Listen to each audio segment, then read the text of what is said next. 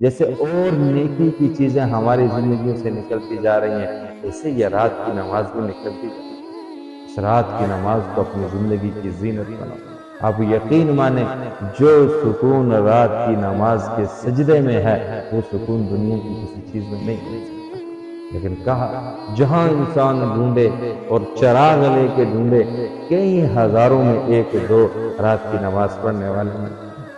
اقبال نے انہی کو دیکھ کے تڑپ کے کہا تیری محفل بھی گئی، چاہنے والے بھی گئے، شب کی آہیں بھی گئی، صبح کے نالے بھی گئے، دل تجھے دے بھی گئے، اپنا صلہ لے بھی گئے، آگے بیٹھے بھی نہ تھے اور نکالے بھی گئے۔ آئے عشاق گئے وعدہ فردا لے کر، اب انہیں ڈھونڈ چراغ رخ زیبا لے کر، کہ اب چراغ لے کے ڈھونڈنے سے لاکھوں میں کوئی ایک دو تہجد پڑھنے والے ملتے ہیں۔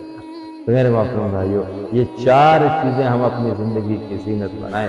افشوا السلام واطعموا الطعام وصلوا الارحام وصلوا باللیل والناس بالنیام تدخلوا الجنت بالسلام۔ اے میرے صحابہ، سلام کو عام کرو، لوگوں کو کھانے کھلاؤ، لوگوں کے ساتھ صلہ رحمی اختیار کرو، اور رات کو اللہ کے سامنے تہجد کی نماز ادا کرو، سلامتی کے ساتھ جنت میں داخل کرو۔